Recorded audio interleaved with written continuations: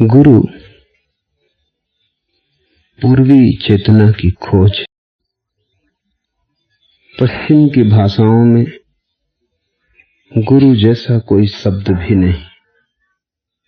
शिक्षक है, अध्यापक है, आचार्य है, पर गुरु जैसा कोई शब्द नहीं।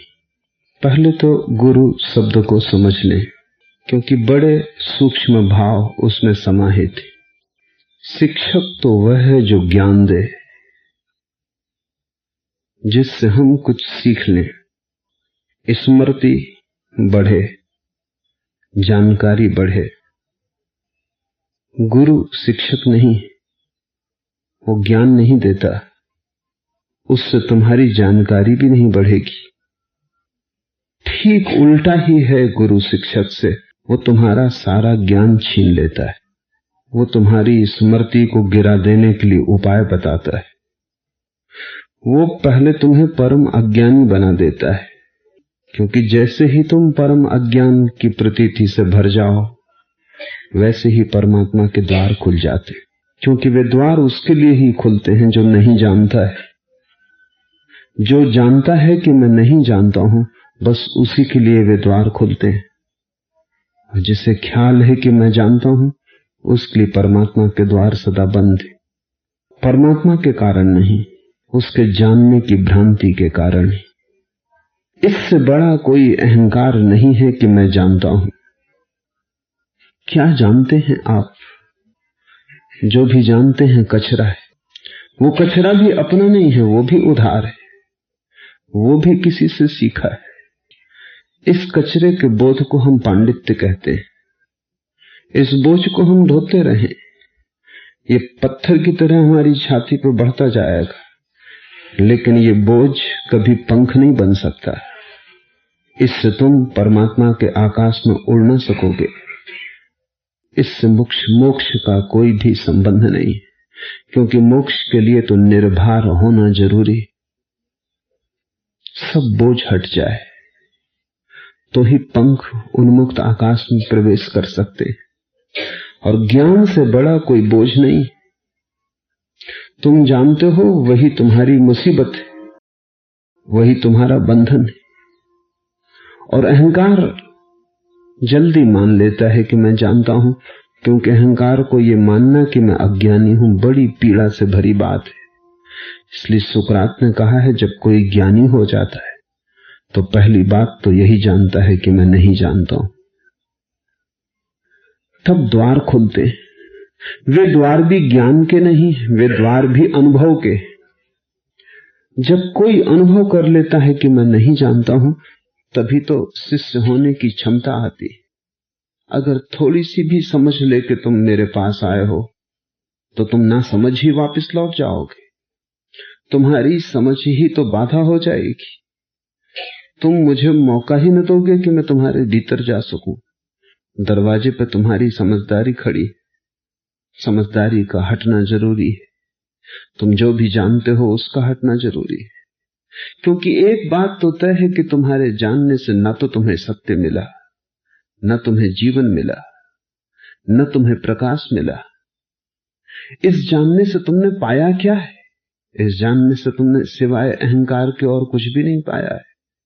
इस जानने से यह अकड़ मिली कि मैं जानता हूं, और यह अकड़ बिल्कुल थोथी है। और यह अकड़ वैसी है जैसे रस्सी जल जाए, उसमें अकड़ होती है। इस अकड़ में कोई शक्ति भी नहीं है, क्योंकि इस जानने से कुछ भी तो जीवन सघन नहीं होता, प्रगाढ़ नहीं होता। इस जानने से तुम कहीं भी तो पहुंचते नहीं हो। इस जानने से ही उल्टे तुम भटकते हो। न जानने वाला बैठ जाएगा, चलेगा नहीं, क्योंकि वो कहेगा मुझे पता नहीं कहां जाऊं, रास्ता कहां मुझे पता नहीं, मंजिल कहां मुझे पता नहीं। तो उचित यह है कि बैठ ही जाऊं जब तक पता नहीं। कम से कम न जानने वाला भटकेगा नहीं।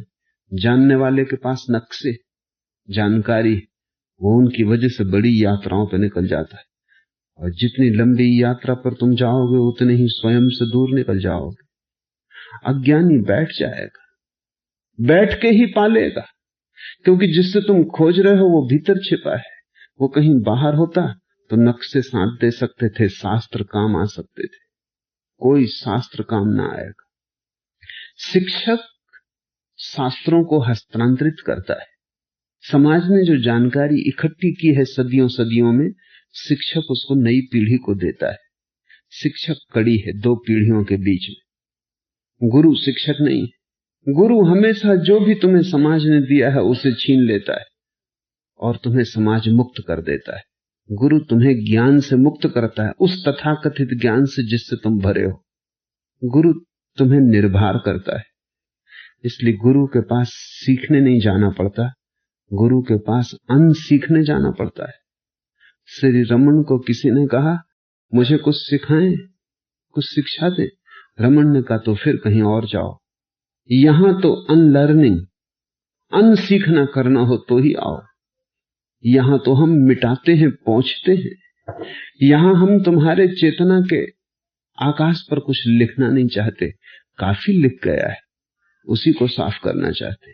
यहां हम तुम्हें खाली करेंगे, भरेंगे नहीं। भरे तो तुम काफी हो, वही तो तुम्हारी विपदा है। लेकिन विपत्तियों को तुम संपत्ति समझते हो, तुम और भरने को उत्सुक हो। तुम सोचते हो शायद मैं इसलिए भटक रहा हूं कि मेरा बराव कम है। तुम सोचते हो शायद मैं इसलिए भटक रहा हूं कि थोड़ी जानकारी कम है, और थोड़ी जानकारी आ जाए तो पहुंच जाऊंगा। नहीं, तुम पहुंचोगे। तुम्हारी जानकारी को ही तो कबीर कहते हैं, काहे की कुशलात कर दीपक कुंभे पड़े। कैसी तुम्हारी कुशलता, कैसा तुम्हारा जानना। पड़े हो कुएं में और कहते हो हाथ में दिया है। हाथ में दिया था तो तुम कुएं में कैसे गिरे, और कुएं में गिर गए हो तो हाथ में बुझा दिया होगा। बुझे दिए को भी हम दिया ही कहते, बुझे ज्ञान को भी हम ज्ञान ही कहते।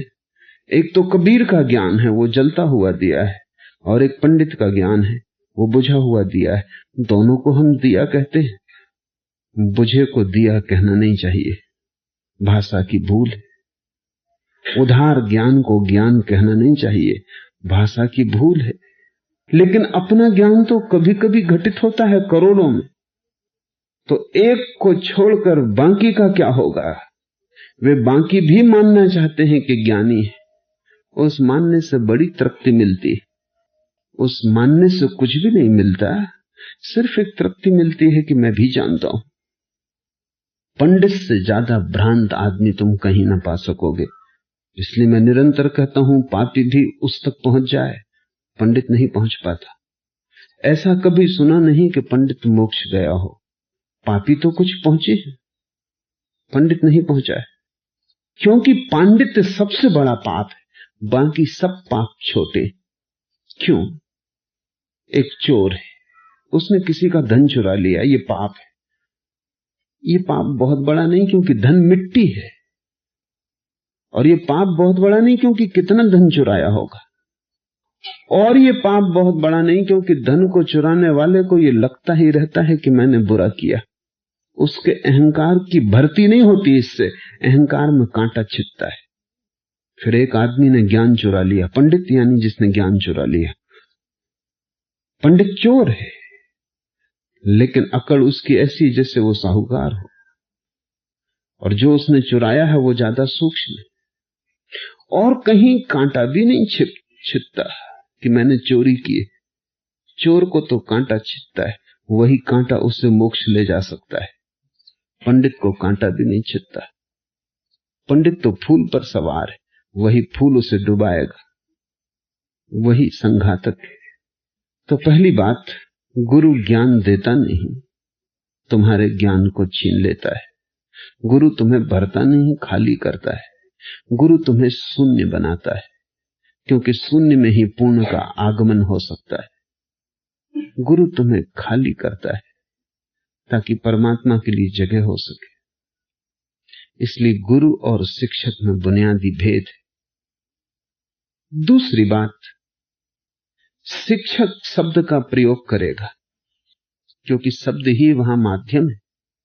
कुछ भी कहना हो, कुछ भी देना हो, कुछ भी ज्ञान हस्तांतरित करना हो, तो शब्द ही माध्यम है। गुरु शब्द का उपयोग करेगा, लेकिन भली भांति जानते हुए कि शब्द केवल भूमिका है, सत्य उससे दिया नहीं जा सकता। शिक्षक शब्द पर पूरा हो जाता है, गुरु निशब्द पर पूरा होता है। गुरु भी शब्द से शुरू करता है, इसलिए भ्रांति का डर है कि हम शिक्षक को गुरु समझ लें, गुरु को शिक्षक समझ लें।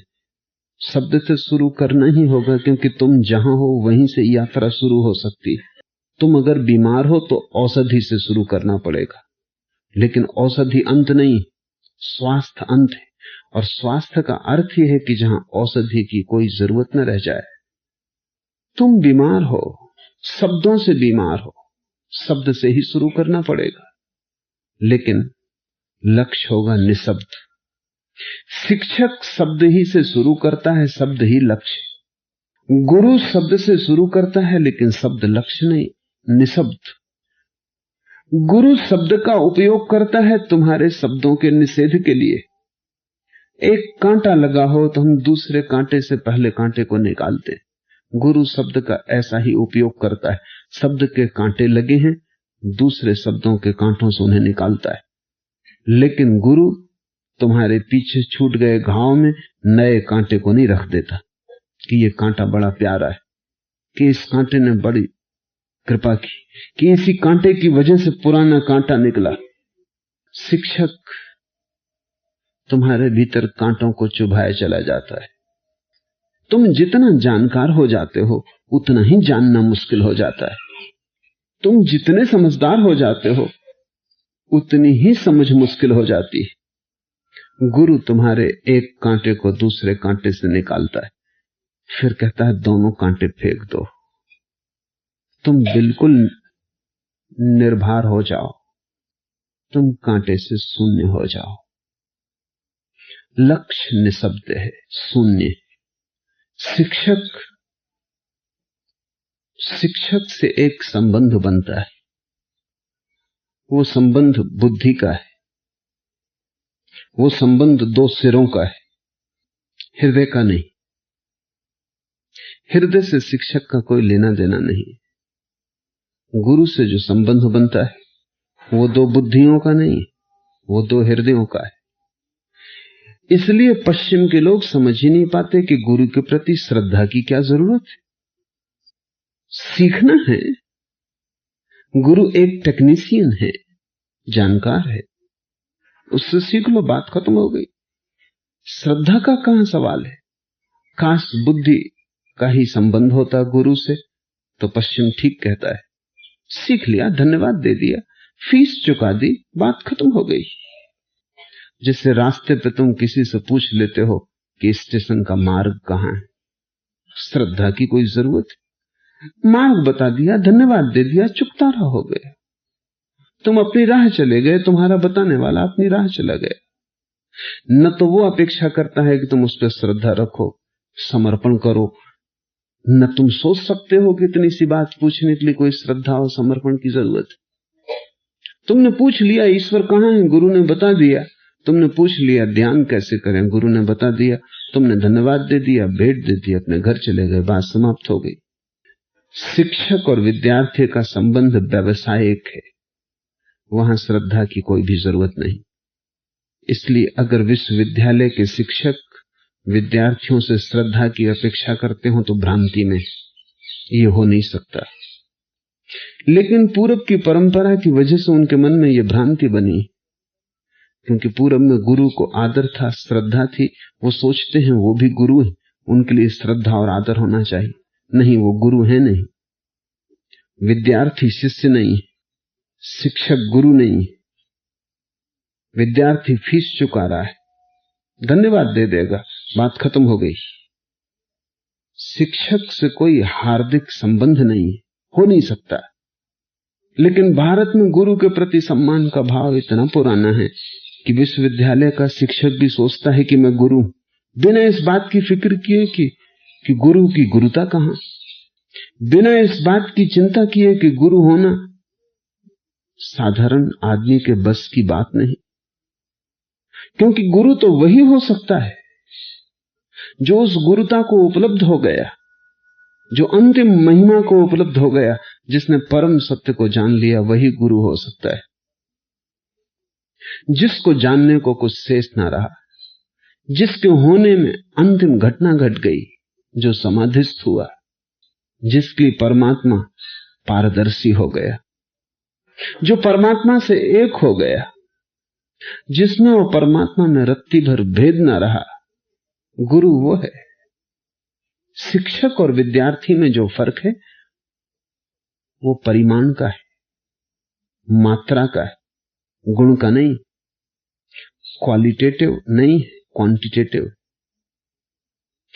गुरु थोड़ा ज्यादा जानता है, शिष्य थोड़ा कम जानता है, ऐसा आप सोचते नहीं। गुरु और शिष्य के बीच जो भेद है कम ज्यादा का नहीं, गुरु और शिष्य के बीच मात्रा का भेद नहीं है, गुण का भेद है। गुरु कहीं और है, शिष्य कहीं और है। दो अलग लोकों में उनका निवास है, दो अलग आयाम में वे जीते हैं, उनका अस्तित्व भिन्न है। जैसे लेकिन विश्वविद्यालय का शिक्षक और उसका विद्यार्थी, उनमें जो अंतर है वो मात्रा का है।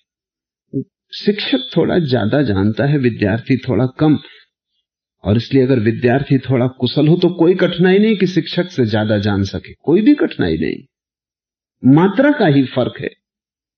तो जो बहुत प्रतिभाशाली विद्यार्थी होता है वो अक्सर शिक्षक से ज्यादा जान लेता है। थोड़ी प्रतिभा, थोड़ा श्रम, बस इतनी ही बात है। और आज नहीं जानता तो कल जान लेगा। शिक्षक एमए का उपाधि लिए हुए है, विद्यार्थी कल एमए की उपाधि ले लेगा। तो जो फासला है वो मात्रा का है, गुण का नहीं। जहां तक बीइंग का, आत्मा का सवाल है, दोनों एक जैसे। जहां तक स्मृति का सवाल है, दोनों में फर्क है। एक के पास ज्यादा, एक के पास कम, लेकिन इसमें गुणवत्ता क्या है, गुरुता क्या है? गुरु और शिष्य के बीच जो फासला है वो क्वालिटेटिव है, वो गुण का है। गुरु कहीं और, शिष्य कहीं और, ये मात्रा का भेद नहीं है। ये तो पूरा का पूरा शिष्य का जब रूपांतरण होगा तभी ये भेद टूटेगा। ये भेद सीखने से टूटने वाला नहीं, जन्मों जन्मों तक शिष्य सीखता रहे तो भी टूटेगा नहीं। और ये भी हो सकता है कि जानकारी की दुनिया में गुरु से ज्यादा भी जान ले तो भी नहीं टूटेगा। इसमें क्या कठिनाई है? बुद्ध से ज्यादा कोई भी जान सकता है। सच तो यह है कि आज विश्वविद्यालय में पढ़ने वाला एक विद्यार्थी बुद्ध से ज्यादा जानता है। कबीर की जानकारी क्या है? कबीर से ज्यादा तो कोई भी जानता है। कबीर को न तो पता था आइंस्टीन का, न पता था हेजनबर्ग का, न कबीर को पता था हिरोशिमा नागासाकी में गिरने वाले एटम बम का। कबीर को पता ही क्या था? अगर पते की ही बात पूछते हो तो कबीर को अगर मैट्रिक की परीक्षा में बिठा दो तो तुम सोचते हो एकदम पास हो जाएंगे। ट्यूटर रखना पड़ेंगे और सालों मेहनत करनी पड़ेगी तब पास हो पाएंगे, फिर भी पक्का नहीं। जानकारी का सवाल ही नहीं, लेकिन तुम जन्मों जन्मों तक पढ़ते रहो, लिखते रहो, उपाधियां इकट्ठी करते रहो। 25 उपाधियां इकट्ठी कर लो, विश्वविद्यालय तुम्हें सम्मानित करें डीलिट से, तो भी तुम कबीर एक कण भी ना पा सकोगे। तुम्हारी तो बात दूर, तुम्हारा आइंस्टीन भी कबीर के एक कण को नहीं पा सकता। आइंस्टीन भी मरते वक्त इसी पीड़ा से मरता है कि मैं बिना कुछ जाने मर रहा हूं। ये रहस्य जगत का अछूता रह गया। और आइंस्टीन कितना जानता है? मनस्विद कहते हैं कि आइंस्टीन जितना जानता है शायद मनुष्य जाति के इतिहास में इतना किसी आदमी ने कभी नहीं जाना, जानकारी का जहां तक संबंध। खुद आइंस्टीन चकित था कि इतनी जानकारी मेरे भीतर बनी कैसे रहती। तो मरते वक्त वसीयत कर गया कि मेरे सिर की वैज्ञानिक जांच की जाए, मस्तिष्क की। तो मस्तिष्क प्रयोगशाला में रखा हुआ है और जांच चल रही। अनूठा मस्तिष्क है, उसकी जानकारी बड़ी, लेकिन आत्मा वही है जहां तुम्हारी है, उसमें कोई फर्क नहीं। तो दो बातें ख्याल कर लें, एक तो जानकारी का गुणात्मक परिमाणात्मक विस्तार और एक आत्मा का गुणात्मक विस्तार। कबीर के पास कुछ भी नहीं है जो तुमसे ज्यादा है, तुम्हारे पास मकान बड़ा कबीर से, तुम्हारे पास दुकान बड़ी कबीर से, तुम्हारे पास स्मृति बड़ी कबीर से, तुम्हारे पास अनुभव भी बड़ा कबीर से, फिर भी कबीर तुमसे बड़े। और तुम जन्मों जन्मों तक इसी यात्रा में चलते रहो जिसमें चल रहे हो, तो तुम कबीर के पैर के कण धूल को भी ना पा सकोगे। मामला क्या है? कबीर किसी और आयाम में, आत्मा, अस्तित्व, बीइंग, दो आयाम ध्यान रख लें, नोइंग जानकारी और बीइंग अस्तित्व होना। ये कबीर और बुद्ध और क्राइस्ट और कृष्ण को हम जो इतना सम्मान देते, जो इतनी श्रद्धा देते, इनकी जानकारी के कारण नहीं, इनके अस्तित्व की शुद्धि के कारण। इनके होने का ढंग और है, इनके होने का ढंग हमसे बिल्कुल ही भिन्न है। ये हमारे साथ रहते हुए भी हमारे साथ नहीं, किसी और लोक के निवासी। इसलिए हम इस तरह के पुरुषों को अवतार कहें। अवतार का मतलब है कि वो हमारे बीच हैं लेकिन हमसे पैदा नहीं हुए। अवतार का मतलब है हमारे बीच हैं लेकिन उनका आना किसी पार के लोक से हुआ है।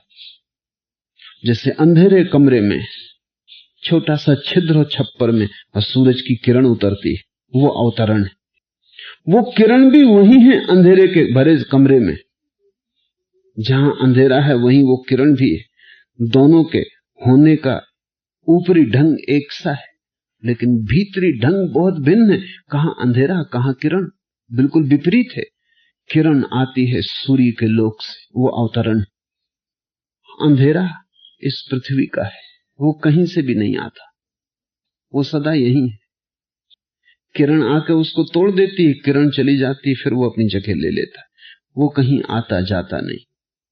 अंधेरे में कोई गति नहीं, अंधेरे में कोई विकास नहीं, अंधेरे में कोई रूपांतरण नहीं, बस अंधेरा जैसा का तैसा बना रहता।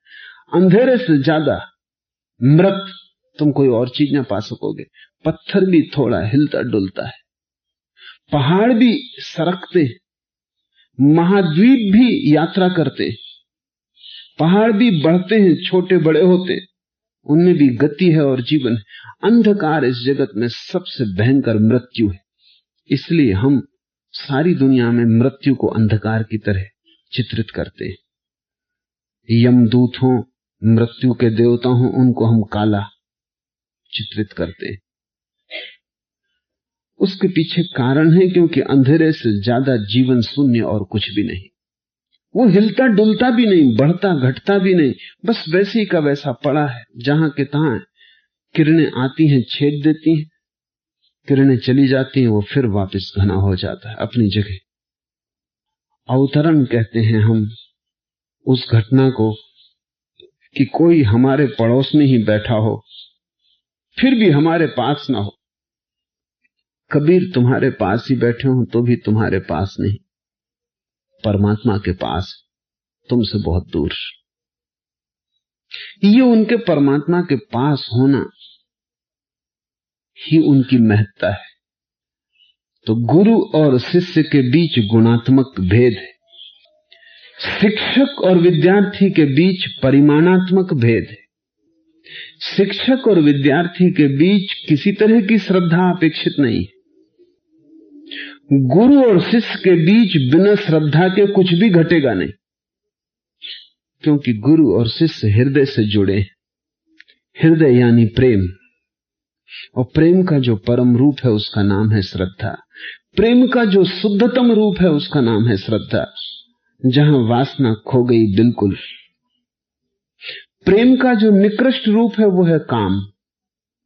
तो प्रेम के तीन रूप हैं। एक काम, वो निकृष्ट रूप है जहां प्रेम नाम मात्र को है 1%, 99% वासना।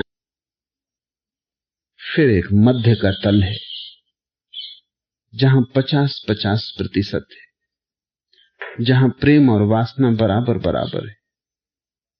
हमारे जीवन में अगर हमें इस दूसरे प्रेम का भी पता चल जाए तो बहुत बड़ी घटना है। फिर एक तीसरी घटना है जहां वासना 1% रह गई और प्रेम 99% है। उस अवस्था का नाम श्रद्धा है। कौन सी वासना बचती है श्रद्धा में? 1% मुक्त होने की वासना, बस। 99% जहां वासना है और 1% प्रेम, वहां कौन सा प्रेम है? बंधने का प्रेम, किसी से बंधे हुए होने की आकांक्षा। 1% प्रेम है बंधन का, अकेले होने में डर है, किसी से बंधा रहूं, कोई संगी साथी हो। 99% शोषण है, बस वो 1% प्रेम है कि बंधा रहूं, बंधन। इसलिए हम अगर विवाह को बंधन कहते हैं तो ठीक ही कहते, बस वहां उतनी प्रेम है जितनी रस्सी बांधने के लिए जरूरी है। बाकी 99% एक दूसरे का शोषण। श्रद्धा में शोषण बिल्कुल खो गया, बस 1% वासना बची है, और वो वासना इतनी ही है कि उतनी देर तक बंधा रहूं जितनी देर तक मुक्ति का मार्ग न मिल जाए। जैसे मुक्ति का मार्ग मिला, मुक्ति की घटना घटी, वो बंधन भी टूट जाता है, शिष्य उसी क्षण गुरु हो जाता है। श्रद्धा का अर्थ है अनन्य प्रेम। अब थोड़ा समझ लेना जरूरी है, जहां वासना होती है वहां तो कारण भी होता है, कारण की वजह ही हम प्रेम करते हैं। एक स्त्री सुंदर है, उसके व्यक्तित्व से हमारा मेल खाता, उसकी आंखें हमें पसंद हैं, उसकी वाणी मधुर है, कारण है। ये प्रेम सदा नहीं रह सकता, क्योंकि कारण कल खो जाएंगे। स्त्री बूढ़ी होगी, वाणी कर्कश हो जाएगी, चेहरा दीनहीन हो जाएगा, चमड़ी सिकुड़ जाएगी, सौंदर्य खो जाएगा। तब कैसे प्रेम टिकेगा? क्योंकि कारण से था, कारण खो गए। इसलिए अक्सर प्रेम शुरू तो होता है लेकिन टिकता नहीं, फिर हम ढोते, फिर हम सिर्फ अभिनय करते। वास्तविक तो कभी का खो गया होता, लेकिन ये मानने में भी पीड़ा होती है कि अब प्रेम नहीं है, तो हम उसको संभाल के चलते हैं, एक दूसरे को धोखा देते रहते हैं। इसलिए हमारी जिंदगी में इतना धोखा है, क्योंकि जहां प्रेम भी धोखा होगा वहां और क्या होगा जो धोखा ना हो। श्रद्धा अकारण है, प्रेम में तो कारण है क्योंकि वासना है 99%। श्रद्धा तो बिल्कुल अकारण होगी, क्योंकि 1% वासना है, वो मुक्त होने की वासना है। तो श्रद्धा कैसे पैदा होगी? और अकारण का अर्थ है अतर्क होगी। इसलिए तुम श्रद्धा के लिए उत्तर नहीं दे सकते। अगर किसी की मुझ में श्रद्धा है तो मुझसे पूछो, वो तुम्हें संतुष्ट न कर सकेगा। यह हो सकता है कि तुम उसे संतुष्ट कर दो कि गलत है तुम्हारी श्रद्धा, तुम 25 तर्क दे के खंडित कर सकते हो उसकी श्रद्धा, लेकिन वो अपनी श्रद्धा के संबंध में एक भी तर्क ना दे पाए। और अगर वो समझ गया है श्रद्धा का सार, तो वो तर्क देने की कोशिश भी ना करेगा। और अगर श्रद्धा का रस चख लिया है उसने, तो वो हंसेगा तुम्हारे तर्कों पर, और तुम्हें उसका व्यवहार अतर्क मालूम पड़ेगा, क्योंकि तुम 25 तर्क दे रहे हो जो श्रद्धा को खंडित कर सकते हैं। लेकिन वो तुम्हारे कोई तर्क उस पर कोई असर नहीं करते। तर्क पढ़ते हैं उस पर, वो गिर जाते। श्रद्धा अतर्क है, होती है तो होती है, नहीं होती तो नहीं होती। कोई चेष्टा करके श्रद्धा नहीं ला सकता। इसलिए तुम कैसे गुरु को चुनोगे? तुम लाख उपाय करो, तुम श्रद्धा थोड़ी पैदा कर सकते हो। इसलिए गुरु को चुनने का एक ही उपाय है, और वो ये है कि गुरु तुम्हें चुन ले। तुम कैसे चुनोगे? पर तुम गुरु को चुनने में बाधा डाल सकते हो। इसलिए शिष्य की होने की एक ही कला है कि वो उपलब्ध रहे। वो चुन नहीं सकता, कोई कारण नहीं है चुनने का, कोई तर्क नहीं है चुनने का। और अगर तर्क से तुम चुनते हो तो जानना वो श्रद्धा नहीं, वो बुद्धि का ही खेल है। तुम कहते हो ये आदमी जो कहता है ठीक कहता है, इसलिए इसको हम अपना गुरु बनाते, तो तुमने गुरु चुना ही नहीं, तुम शिक्षक की ही तलाश कर रहे हो। अभी तुमने देखा कि इस आदमी का आचरण ठीक है। तुम कौन हो? कैसे तुम आचरण जानोगे कि ठीक क्या है गलत क्या है? काश तुम्हें ठीक और गलत का ही पता होता, तो तुम खुद ही गुरु थे, तुम्हें कोई खोजने की जरूरत न थी। तुम कैसे चुनोगे कि इसका आचरण ठीक है? समाज ने जो तुम्हें सिखाया है कि क्या ठीक है, क्या गलत है, क्या नीति है, क्या अनीति है, वही समाज का सिखावन तुम इस पर लगाओगे। तुम ज्ञान के माध्यम से गुरु को चुन रहे हो, श्रद्धा के माध्यम से नहीं।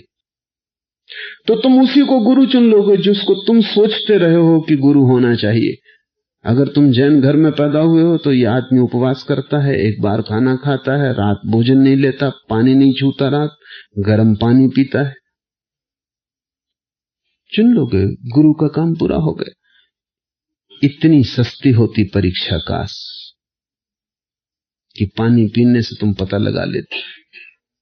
तो अगर ये ठंडा पानी पी रहा है तो बात खत्म हो गई। दिगंबर जैन मुनि स्नान नहीं करते, तो दिगंबर अगर तुम स्नान करते हो तो बात खत्म हो गई। एक घर में मैं रुका था, मैं दिन में 2 दफे स्नान करता हूं। उन्होंने कहा क्या कर रहे हैं आप? ज्ञानी होकर और 2 बार स्नान। क्योंकि पानी में तो जीवाणु हैं, उनकी हत्या होती। जैन मुनि, दिगंबर जैन मुनि स्नान नहीं करता है, बदबू आती है शरीर से। अगर तुम्हारे समाज ने तुम्हें स्वच्छता सिखाई हो तो तुम दिगंबर जैन मुनि को गुरु न मान सकोगे कि एक ऐसा गुरु। बदबू आती है मुंह से, क्योंकि वो ठीक से दतोन नहीं कर सकता, मंजन का उपयोग नहीं कर सकता, या करे तो चोरी करनी पड़ती, छिपा के करना पड़ता है। मगर तुम्हारी धारणा से अगर तुम चुनोगे तो तुमने गुरु चुना ही नहीं, तुम ही गुरु हो। क्योंकि धारणा तो तुम्हारी ही तुम लिए चल रहे हो। श्रद्धा का अर्थ है मैं अपनी सारी धारणा छोड़ता हूं। श्रद्धा का अर्थ है अपनी सारी धारणाओं को एक किनारे रख के तुम्हें मैं सीधा देखता हूं। मैं सोचूंगा नहीं, देखूंगा। मैं विचार न करूंगा, तुम्हारी सुगंध लूंगा। मैं अपनी मान्यताएं तुम्हारे पास ना लाऊंगा, मैं उनका बीच में पर्दा खड़ा ना करूंगा, तुम्हारी आंख में सीधा झांकूंगा। श्रद्धा बुद्धि को एक तरफ रख के उत्पन्न होती, और जो व्यक्ति भी इसके लिए राजी है उसके लिए गुरु उपलब्ध हो जाएगा। गुरु सदा मौजूद है, जब तुम तैयार हो तभी उपलब्ध हो जाता है। तुम्हारी तैयारी की ही कमी है। तब ऐसा व्यक्ति एक गुरु से दूसरे गुरु, तीसरे गुरु के पास जाएगा भी तो खुले मन से जाएगा। जहां घटना घट जाएगी वहां रुक जाएगा। ये घटना है जो घटती, तुम इसे घटा नहीं सकते।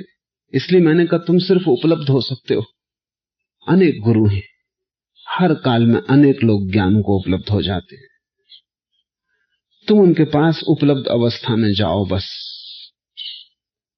कहीं ना कहीं हृदय का मेल बैठ जाएगा। और जब हृदय का मेल बैठ जाता है, कोई बिठा नहीं सकता। जैसे प्रेम घटता है वैसी ही श्रद्धा भी घटती। तुम कोई तर्क दे सकते हो कि इस स्त्री से तुम्हारा प्रेम क्यों हो गया? तुम्हारे सब तर्क झूठे होंगे, क्योंकि वस्तुतः तर्क तुम बाद में खोजोगे, प्रेम पहले हो जाएगा। तब तुम युक्तियां खोजोगे कि क्यों हो गया। प्रेम एक घटना है, इसलिए लोग कहते हैं प्रेम अंधा है। ठीक कहते हैं, लेकिन बिना प्रेम के आंखें बेकार है। आंख रख के भी क्या करोगे? अंधा प्रेम भी चुनने जैसा है, क्योंकि अंधे प्रेम के पास भी देखने की एक क्षमता है जो तुम्हारी आंखों के पास नहीं है। श्रद्धा भी अंधी है। यही तो अर्थ है उसका अतर्क होने का। होती तो होती है, नहीं होती तो नहीं होती। तुम्हारे किए कुछ भी ना होगा। तुम सिर्फ उपलब्ध रहो, गुरुओं की सन्निधि में रहो, सत्संग में जाओ, उनकी संगत में बैठो, कहीं घट जाएगा। और जब घट जाए तब तुम पाओगे कि तुम्हारे पास कहने को कुछ भी नहीं है। तुम कोई तर्क ना दे सकोगे, क्योंकि तुम्हारे तर्क को खंडित करने के 25 उपाय किए जा सकते हैं। अगर कबीर को तुम कहो कि मेरे गुरु हैं, तो जैन कहेगा ये कैसे तुम्हारे गुरु हो सकते? इनकी पत्नी है और बच्चा है, ये ब्रह्मचारी नहीं। और अभी भी इन्हें पत्नी बच्चे को नहीं छोड़ा है। ये कैसे गुरु हो सकते हैं? ये अभी भी कपड़ा बनाते और बेचते। नहीं, ये गुरु नहीं हो सकते। तो कबीर के बगल में भी जैन बसा रहे तो भी कबीर से कोई संबंध न जुड़ेगा। सूफी फकीर, अगर तुम उनसे कहो कि ये महावीर ज्ञान को उपलब्ध हो गए, हमारे गुरु हैं, तो सूफियों को मानने वाले उनको गुरु नहीं मानेंगे। वो कहेंगे कि गुरु तो सदा अपने को छिपाता है, ये नग्न होकर घूम रहे हैं, तो प्रकट होने का ढंग है। गुरु तो अपने को ऐसा छिपा लेता है कि खोजने वाला बमुश्किल खोज पाता है। गुरु जाहिर नहीं करता, क्योंकि गुरु कोई संसार की घटना नहीं, वो सिर्फ उसी के लिए है जिसको परमात्मा की तलाश है, और जिसको परमात्मा की तलाश है गुरु कहीं भी छिपा हो वो खोज लेगा। हिंदुओं ने महावीर का उल्लेख भी नहीं किया अपने शास्त्रों में, जैसे ये आदमी हुआ ही नहीं। क्यों करें इसका उल्लेख? क्योंकि ये उन्हें गुरु मालूम ही ना पड़ा। धारणाएं अतः अड़चने हो जाती हैं। एक भक्त से मैं बात कर रहा था, ज्ञानी है, पंडित है, जीसस की बात चल पड़ी तो उन्होंने कहा कि और कुछ भी हो, मैं जीसस को अवतार नहीं मान सकता, क्योंकि अवतार फांसियों पर नहीं मरते। निश्चित ही न तो राम फांसी पे मरे हैं, न बुद्ध फांसी पे मरे हैं, तो जीसस फांसी पे मरे हैं। और फिर उन्होंने कहा कि फिर ये भी बात ध्यान रखनी चाहिए कि आदमी अपने कर्मों का फल भोगता है। कर्म का सिद्धांत, जरूर जीसस ने कोई पाप कर्म किए होंगे अतीत में, उन्हीं का फल भोग रहे हैं सूली पे लटके। हिंदुस्तान में जीसस को कोई गुरु मानने को तैयार नहीं हो सकता, क्योंकि सूली पे लटका हुआ गुरु। जैन कहते हैं कि महावीर अगर रास्ते पे चलते हो, कांटा सीधा पड़ा हो तो तत्क्षण उल्टा हो जाता है, क्योंकि महावीर के कर्म इतने शुभ कि कांटा चुभ कैसे सकता है, क्योंकि दुख तो अपने ही कर्मों के कारण होता है। तो कांटा सीधा पड़ा हो, महावीर को आते देख के तत्क्षण उल्टा हो जाता है, कहीं चुभ न जाए। तो सूली, सोच सकते हो महावीर को सूली पर? असंभव, सूली लगी कैसे सकती है। लेकिन अगर ईसाई को पूछो तो ईसाई कहता है कि तुम्हारे महावीर, तुम्हारे बुद्ध, तुम्हारे राम कृष्ण कुछ भी नहीं। जीसस का क्या मुकाबला, जिसने लोगों को मुक्त करने के लिए अपना जीवन दिया, जिसने सारा जगत पाप से मुक्त हो सके इसलिए सूली भोगी। तुम्हारे महावीर बुद्ध सब स्वार्थी हैं, अपने अपने ध्यान में लगे, जगत की उनको कोई चिंता नहीं, अपनी आत्मा मुक्त हो जाए इसकी चिंता है। जीसस ने सब कैसे मुक्त हो सके इसकी चिंता की। ये अवतारी पुरुष है, ये ईश्वर का बेटा है। बाकी तो सब छोटे छोटे स्वार्थी। कैसे तय करोगे कौन गुरु है? तय करने का कोई उपाय नहीं, तुम सिर्फ उपलब्ध होना। अगर तुम उपलब्ध रहे तो तुम अचानक किसी दिन पाओगे किसी व्यक्ति के निकट श्रद्धा का जन्म हुआ, एक फूल खिला तुम्हारे भीतर जो अतर्क है, जिसको तुम सिद्ध न कर सकोगे, जिसको तुम सिद्ध करने जाओगे तो हारोगे, जिसको तुम किसी को समझाना चाहोगे तो मुसीबत में पड़ोगे। उसका कोई भी खंडन कर सकता है। गुरु श्रद्धा के बिना घटता ही नहीं, क्योंकि श्रद्धा की आंख से ही देखा जा सकता है। और गुरु और शिष्य के बीच जो संबंध है वो विचार का नहीं है, वो श्रद्धा का है, वो प्रेम का है, वो अत्यंत आत्मीय संबंध है। उससे बड़ा आत्मीय कोई संबंध जगत में नहीं है। पति पत्नी का संबंध भी आत्मीय नहीं है, बाप बेटे का संबंध भी आत्मीय नहीं है, भाई भाई का संबंध भी आत्मीय नहीं है, फासले हैं। क्योंकि सारे संबंध शरीर के हैं। तुम्हारे पिता हैं, क्यों? क्योंकि उनके शरीर से तुम पैदा हुए हो, और क्या संबंध है? तुम्हारी मां है, क्यों? क्योंकि उस शरीर से तुम पैदा हुए हो। ये संबंध सब शारीरिक है, इसमें आत्मा का क्या संबंध? भाई से तुम जुड़े हो, बहन से तुम जुड़े हो, क्योंकि एक ही शरीर की तुम संतान हो, लेकिन ये संबंध शरीर का है। एक ही संबंध है जगत में जो शरीर का नहीं है, वो गुरु और शिष्य के बीच का संबंध है। उससे कोई संबंध शरीर का नहीं, उससे संबंध आत्मा का है। और जिससे आत्मा का संबंध है उससे ही परमात्मा की उपलब्धि हो सकेगी। अब हम इस सूत्र को समझें। यह सूत्र अत्यंत महत्वपूर्ण है। एक एक शब्द को जतन करके समझना और एक एक शब्द को सुरती में संभाल के रखना। गुरु मानुष करी जानते, ते नर कहिए अंध, महादुखी संसार में आगे जम के बंध। जो गुरु को मनुष्य की भांति मानते उन्हें अंधा जानना, क्योंकि गुरु को तो जब भगवान की भांति जानोगे तभी जोड़ बनेगा। अगर गुरु भी मनुष्य है तो तुम्हारे संबंध शारीरिक होंगे, आदर भी हो सकता है, लेकिन आदर सकारण होगा, अतर्क नहीं होगा। श्रद्धा नहीं होगी। श्रद्धा और आदर में यही फर्क है। आदर का अर्थ है कारण है, यह आदमी ज्यादा जानता है, आचरणवान है, त्यागी है, ऐसा है वैसा है, कारण है तो आदर है। श्रद्धा अकारण है, इसलिए आदर तोड़ा जा सकता है, श्रद्धा तोड़ी नहीं जा सकती। क्योंकि कल पक्का पता चल जाए कि नहीं ये उतना आचरणवान नहीं, तो आदर टूट जाएगा, श्रद्धा नहीं टूटेगी। क्योंकि श्रद्धा कभी आचरण के कारण थी ही नहीं, तो उसके आचरण के कारण टूटने का क्या सवाल है। कल पता चल जाए ये आदमी इतना ज्ञानी नहीं जितना हम सोचते थे, तो भी श्रद्धा नहीं टूटेगी, आदर टूट जाएगा।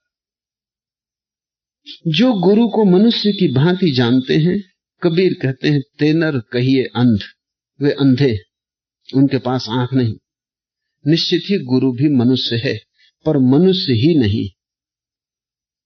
मनुष्य तो है ही, हमारे जैसा शरीर है, हमारे जैसी भूख लगती, हमारे जैसी प्यास लगती, धूप आए तो पसीना आता, मनुष्य तो है ही। इन अंधों को समझाने के लिए बड़ी कहानियां गढ़नी पड़ी। तो जैन कहते हैं कि महावीर को पसीना नहीं आता, ये अंधों को समझाने के लिए। महावीर को पसीना आएगा ही, प्लास्टिक के बने हो तो बात अलग। पसीना स्वाभाविक है। लेकिन ये कहानी क्यों गढ़नी पड़ रही? ये कहानी गढ़नी पड़ रही क्योंकि अगर पसीना आएगा तो भक्त कहेगा फिर मनुष्य ही है। महावीर पाखाना नहीं जाते। इससे बड़ी कब्जियत, महाकब्जियत दुनिया में कभी हुई ही नहीं। लेकिन भक्त को समझाने के लिए महावीर को फंसाना पड़ता, क्योंकि अगर महावीर भी पाखाना जाते हैं तो फिर हम जैसे ही हैं। फिर भेद क्या? भेद खड़ा करने के लिए। लेकिन उस भेद से क्या फर्क पड़ेगा? ज्यादा से ज्यादा आदर पैदा होगा, श्रद्धा नहीं हो सकती। श्रद्धा तो तभी होगी जब महावीर को पसीना भी निकलता हो, भूख भी लगती हो, महावीर बीमार भी पड़ते हो, फिर भी तुम उनमें परमात्मा को देख पाओ, तभी श्रद्धा पैदा होगी। शरीर तो घर है, और शरीर तो वैसा ही है जैसा तुम्हारा है, नहीं तो महावीर मरेंगे कैसे, पैदा ही कैसे होंगे? शरीर तो ठीक तुम्हारे ही जैसा है, लेकिन तुमने अपने को शरीर ही मान रखा है और महावीर ने अपने को उसके ऊपर जान लिया है। तुम अपने शरीर के साथ जुड़े हो, तादात्म्य हो गया है, महावीर अतिक्रमण कर गए। वो शरीर में है लेकिन शरीर ही नहीं है। मिट्टी का दिया है लेकिन ज्योति मिट्टी नहीं है।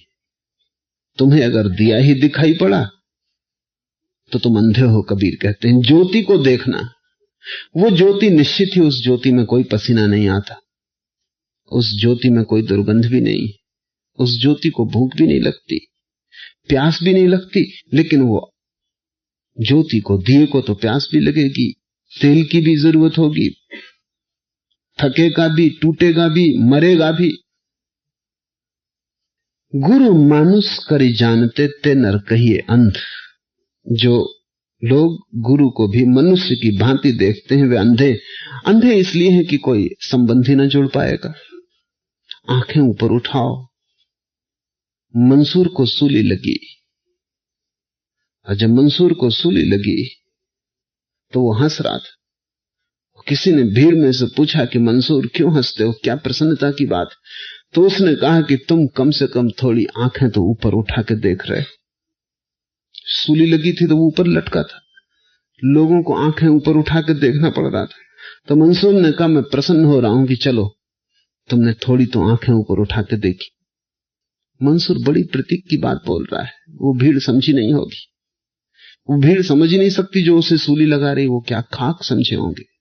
लेकिन मंसूर ने यह कहा कि अगर मेरी फांसी भी लग जाए और तुम थोड़ी सी आंख उठाकर देख लो तो काफी, तो फल मिल गया, पर्याप्त है। मेरी फांसी का सवाल नहीं है, तुम्हारी आंख थोड़ी ऊपर उठ जाए। गुरु को देखना शरीर में वो निश्चित है, लेकिन शरीर ही नहीं, श्रद्धा से ही देख पाओगे। जब भी तुम किसी को श्रद्धा से देखते हो तो शरीर खो जाता है। जब भी तुम किसी को बड़े गहन प्रेम से देखते हो तो शरीर खो जाता है। शरीर की जगह व्यक्तित्व, आत्मा, अस्तित्व का बोध होना शुरू हो जाता है। जब भी तुम किसी को प्रेम करते हो तो वहां मनुष्य नहीं होता, वहां परमात्मा होता है। साधारण जीवन में भी जब तुम किसी के प्रेम में पड़ जाते हो तो दूसरा व्यक्ति साधारण नहीं दिखाई पड़ता। प्रेम की आंख तत्क्षण असाधारण को उघाड़ देती। मजनू लैला के पीछे दीवाना है। उसके गांव के राजा ने उसे बुलाया और कहा तू पागल, ये लैला कुरूप है और साधारण है, क्यों फालतू परेशान हो रहा है? तुझ पे दया आती क्योंकि वो रोता है, चिल्लाता है, गांव गांव घूमता है, लैला लैला की रट लगाए रखता है। वो मंत्र, राजा को भी दया आ गई, लोग भी उसके लिए रोने लगे। राजा ने कहा कि मेरे महल से मैं लड़कियां बुलाता हूं, तुझे सुंदर से सुंदर लड़की चुन ले। राजा ने 1 दर्जन लड़कियां लाके खड़ी कर दी, वे सुंदर तुम लड़कियां थी। लेकिन मंसूर ने देखा उसकी आंखों से आंसू टपक रहे हैं। वो हर लड़की को गौर से देखता है, कहता नहीं लैला नहीं। फिर वो राजा से बोला क्षमा करें, मेरी और आपकी आंख में फर्क है। आपको लैला साधारण दिखाई पड़ती, मुझे उसके सिवाय कोई दिखाई नहीं पड़ता। कहीं कुछ गड़बड़ होगी, भूल मेरी ही, लेकिन लैला में मुझे कुछ दिखाई पड़ता है जो आपको दिखाई नहीं पड़ता। और मैं अपनी ही आंख से जी सकता हूं, आपकी आंख से जीने का मेरे पास क्या उपाय है?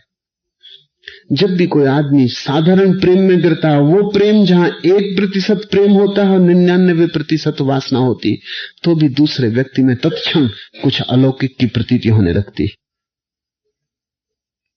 लेकिन जब श्रद्धा का जन्म होता है, जहां 99% प्रेम और 1% वासना रह जाती, वहां तत्क्षण परमात्मा की प्रतीति होती है। इसलिए इस देश में गुरु को हमने परमात्मा कहा है, उससे भी ऊपर रखा है। ऊपर रखने के भी कारण, गुरु मानुष कर जानते ते नर कहिए अंध, महा दुखी संसार में आगे जम के बंध। वे यहां तो दुखी रहेंगे ही, क्योंकि श्रद्धा के बिना कोई आनंद संभव नहीं, क्योंकि श्रद्धा के बिना आत्मा की प्रतीति संभव नहीं। श्रद्धा के बिना परमात्मा की उपस्थिति का बोध नहीं हो सकता। और अगर गुरु में तुम्हें परमात्मा का बोध नहीं हुआ तो तुम्हें वृक्षों में, चट्टानों में, पहाड़ों में कैसे होगा? अगर गुरु में न हुआ तो मंदिर की मूर्ति में कैसे होगा? अगर जीवंत में न हुआ तो मृत में कैसे होगा? तो बड़ी हैरानी की बात है, तो मंदिर की मूर्ति के सामने, पत्थर की मूर्ति के सामने झुक के खड़े हो जाते, भगवान भगवान की रट लगा देते हो। लेकिन गुरु के सामने भगवान कहने में तुम्हें बड़ी कठिनाई होती। क्या तुम सोचते हो ये मूर्ति जिसकी है, अगर वो व्यक्ति जीवित होता तुम्हें यही अड़चन होती या नहीं होती? यही अड़चन होती। महावीर की मूर्ति के सामने जब तुम खड़े हो तब भगवान कहना बहुत आसान, क्योंकि निश्चित ही अब इस संगमरमर की मूर्ति में पसीना नहीं आता, भूख भी नहीं लगती। संगमरमर की मूर्ति उपवासी ही बैठी रहती, भोजन का सवाल ही नहीं। संगमरमर की मूर्ति प्यासी नहीं होती, रुग्ण नहीं होती, मरेगी भी नहीं। हमने पत्थर की मूर्तियां बड़ी सोच के बनाई, इसी कारण ताकि मनुष्य में जो जो दिखाई पड़ता है वो वहां दिखाई न पड़े। संगमरमर की मूर्तियां हैं, ऐसा हुआ कि मैं एक गांव में रहता था कुछ दिन के लिए। पड़ोस में एक सज्जन रहते थे। आसपास लोगों को ख्याल था कि वो थोड़े झक्की, अवकाश प्राप्त थे। कभी तर्कशास्त्र के अध्यापक किसी विश्वविद्यालय में रहे थे, तो वैसे ही तर्कशास्त्री थोड़े विक्षिप्त हो जाते और फिर अवकाश प्राप्त। पर मैंने कहा कि कभी जब उनसे मिलना होगा तो देखेंगे। एक दिन मुझे भी शक हो गया। निकल रहा था उनके दरवाजे के बाहर से, देखा कि एक टीन का फव्वारा लिए फूलों पर पानी डाल रहे हैं एक गमले पर, लेकिन पानी उस फव्वारे में से गिर ही नहीं रहा और वो खड़े हैं मूर्तिवत। मैंने गौर से देखा तो दिखाई पड़ा कि फव्वारे में पेंदी भी नहीं। तो मैंने उनका, सुनिए, आप शायद ख्याल नहीं किए, विचार में खोए होंगे, फव्वारे में पेंदी नहीं। उन्होंने कहा बेफिक्र रहिए, ये फूल ही कौन सच है, प्लास्टिक के। लेकिन प्लास्टिक के फूल में एक खूबी है, न मुरझाता न मरता, शाश्वत मालूम पड़ता है, बिल्कुल सनातनी है। असली फूल सुबह खिलता है, सांझ होते होते मुरझा जाता है। नकली फूल सुबह भी वैसा, सांझ भी वैसा, रात भी वैसा। असली महावीर तो असली फूल की तरह सुबह खिलेंगे, सांझ मुरझा जाएंगे, लेकिन तब तुम्हें लगेगा हमारे ही जैसे। क्या भेद है? तो तुम्हें मनुष्य का ही दर्शन होगा, पूजा मुश्किल होगी। संगमरमर की मूर्ति न मुरझाती, न जन्मती, न मरती, सनातन है। वहां तुम घुटने टेक के आसानी से खड़े हो जाते। तुम इतने झूठे हो कि झूठे की ही पूजा कर पाते हो, सच्चे की पूजा करना मुश्किल। तुम इतने मुर्दा हो कि मरे को ही पूज पाते हो, जीवंत से तुम्हारा संबंध नहीं जुड़ता। गुरु जीवंत घटना है, उसकी मूर्ति बनाने से कुछ भी ना होगा। मूर्ति तो तुम बनाओगे, लेकिन वो जब मर जाएगा, जब कुछ भी हल ना होगा, कोई राह ना मिलेगी उससे। और ध्यान रखना, मूर्ति के सामने झुकने में अहंकार को कोई चोट नहीं लगती। वहां कोई है ही नहीं, तुम ही खरीद के बाजार से मूर्ति लाए हो, तुम ही मालिक हो। तुम चाहो तो अभी इस मूर्ति को बाहर करो, ये मूर्ति कुछ भी ना कर सकेगी। तुम भोग लगाओ तो भोग लगता है, तुम कहो भगवान सो जाओ तो सोना पड़ता है, तुम दरवाजा बंद करो कि पट बंद है तो पट बंद हो जाते हैं। तुम मालिक हो, ये भगवान सिर्फ तुम्हारा खिलौना है। इनके सामने तुम्हारे अहंकार को कोई चोट नहीं लगती। लेकिन एक जीवित व्यक्ति के सामने तुम जब झुकते हो तब अड़चन आती है। तुम्हारा अहंकार ही तो श्रद्धा में बाधा है। ध्यान रखना, तर्क बाधा नहीं है, अहंकार बाधा है। तर्क तो सिर्फ तरकीब है अहंकार को छिपाने की, कि तुम कहते हो कैसे झुके। जब तक वो आदमी ना मिल जाए जो झुकने योग्य है, तब तक कैसे झुके। वो आदमी तुम्हें कभी ना मिलेगा, क्योंकि तुम्हारा तर्क सदा कुछ खोज लेगा। मुल्ला नसरुद्दीन बहुत दिन तक अविवाहित रहा। मैं उससे पूछा कि क्या कारण, अब काफी समय हुआ, अब तुम खोज ही लो, अन्यथा समय जा रहा है। उसने कहा खोज में ही तो लगा हूं, लेकिन मुझे ऐसी स्त्री चाहिए जो समग्र रूप में पूर्ण हो। सैकड़ों स्त्रियां मिली, लेकिन पूर्ण कोई भी नहीं, और जब तक पूर्ण न हो तब तक मैं प्रेम न होने दूंगा। तो मैंने कहा एक भी स्त्री न मिली तुम्हें जीवन भर की तलाश में? उसने कहा नहीं, एक दो बार मिली भी, लेकिन वो भी पूर्ण पति की तलाश में थी। तुम्हें अगर कभी पूर्ण गुरु मिलेगा भी तो ध्यान रखना वो भी पूर्ण शिष्य की तलाश में। वो मिलेगा ही नहीं, वो तो बचने की तरकीब है। गुरु मानुष कर जानते ते नर कहिए अंध, महादुखी संसार में आगे जम के बंद। यहां वे दुखी होंगे, दुख खबर है कि तुम गलत हो, सुख खबर है कि तुम सही हो। इसको कसौटी समझो। अगर तुम्हारा जीवन दुखी है तो जानना कि तुम गलत हो, तुम जो भी कर रहे हो वो भ्रांत है, बुनियाद में भूल है। क्योंकि सुख के फूल तभी लगते हैं जब तुम बुनियादी रूप से सही हो। और ध्यान रखना, अगर कोई मनुष्य सुखी हो तो तर्क देके उसे उसके सुख को नष्ट करने की कोशिश मत करना, क्योंकि सुखी होना ही एकमात्र कसौटी है कि वो सही है। मेरे पास लोग आते, 2 दिन पहले एक मित्र ने कहा कि आप लोगों को पागल किए हुए हैं। मुझे तो नहीं दिखाई पड़ता कि कोई परमात्मा कहीं है या कि उसे पाया जा सकता है, आप लोगों को पागल किए हुए। मैंने कहा वो मेरा और लोगों के बीच का मामला, आप उसमें नहीं आते। आप स्वस्थ हैं, प्रसन्न हैं, खुशी की बात है। उन्होंने कहा वही तो मुसीबत है कि न स्वस्थ हूं न सुखी हूं। तो मैंने कहा कि तुम अपने स्वस्थ और सुखी होने का ही ख्याल करो तो आज नहीं कल परमात्मा के करीब पहुंच जाओगे। तुम इसकी फिक्र मत करो कि परमात्मा है या नहीं, क्योंकि परमात्मा कोई तर्क की निष्पत्ति नहीं है। परमात्मा सुख की गहन प्रतीति में उठा हुआ अहोभाव है। जब तुम सुखी हो तब तुम मान नहीं सकते कि परमात्मा नहीं है, अन्यथा सुख कैसे होगा। जब तुम सुखी हो और तुम्हारा हृदय गदगद है और तुम्हारे रोए रोए में गीत है, तब तुम मान ही नहीं सकते कि यह अस्तित्व चेतना से शून्य हो सकता है, क्योंकि तुम इस अस्तित्व में वही देखोगे जो तुम्हारे भीतर घटित हो रहा है। तुम दुखी हो तो अस्तित्व नरक है, परमात्मा शून्य। तुम सुखी हो तो अस्तित्व स्वर्ग है, कण कण परमात्मा से आप्लावित भरा हुआ।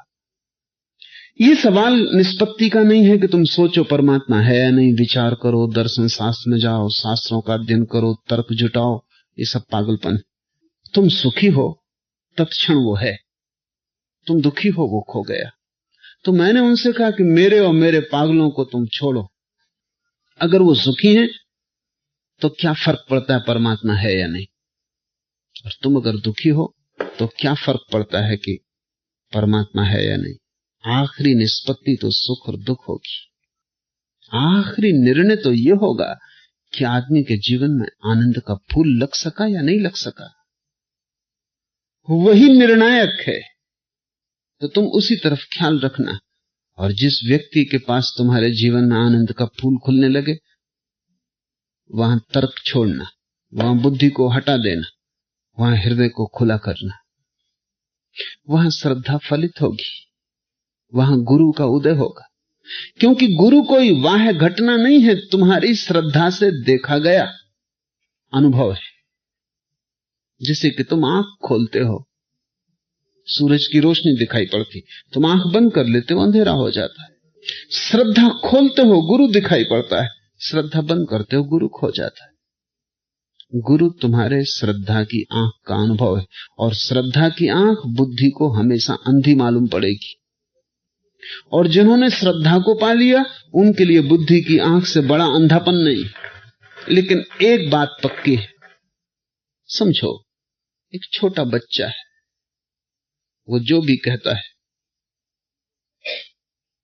उसकी बात अनुभव की नहीं है। जवान है, उसकी बात थोड़े अनुभव की है, उसने बचपन भी देखा और जवानी भी देखी।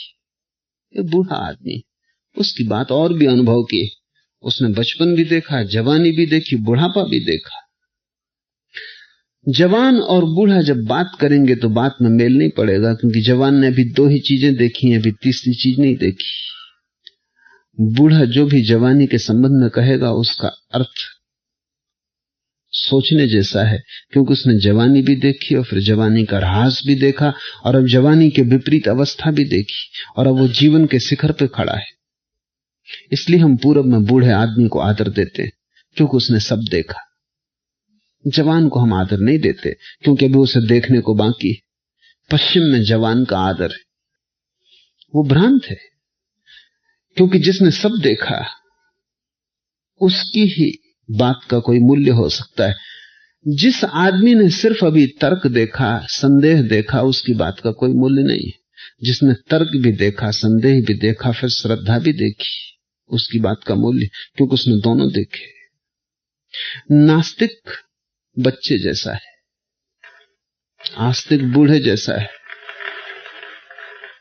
सभी को नास्तिकता से गुजरना पड़ता है, लेकिन सभी आस्तिक नहीं हो पाते, क्योंकि कई बच्चे ही मर जाते। आस्तिक ने दोनों पहलू देखे जीवन के, इंकार करके देखा और पाया कि जितना इंकार करो उतने सिकुड़ जाते हो, जितना कहो नहीं नहीं नहीं छोटे होते जाते हो। उसने दूसरा अनुभव भी देखा कि जितना कहो हां, जितना करो स्वीकार, उतने विराट होते जाते हो। कहो नहीं, आखिर में तुम ही बचते हो सिकड़े हुए सड़े हुए। कहो हां, तुम खो जाते हो, विराट बचता है, परमात्मा बचता है। कहो नहीं, तुम हो जाओगे अणु की भांति क्षुद्र। कहो हां, तुम हो जाओगे आत्मा की भांति, आकाश की भांति विराट। महादुखी संसार में आगे जम के बंध, वो यहां तो दुखी होंगे ही, और बार बार उन्हें मरना पड़ेगा जम के बंध। बार बार यम आएगा, उन्हें बांधेगा और ले जाएगा। उनके कारण यम को भी बड़ा श्रम उठाना पड़ेगा। वो बार बार जन्मेंगे, बार बार मरेंगे, दुख पाएंगे और मृत्यु से बार बार गुजरेंगे। जो व्यक्ति जाग जाता, उसके जन्म और मृत्यु दोनों खो जाते। जो आदमी परमात्मा के साथ एक हो जाता, फिर न आना है न जाना है। इसे ही पूरब में कहा है, आवागमन से मुक्ति, आने जाने से मुक्ति। उसकी यात्रा समाप्त हो जाती, मंजिल आ गई।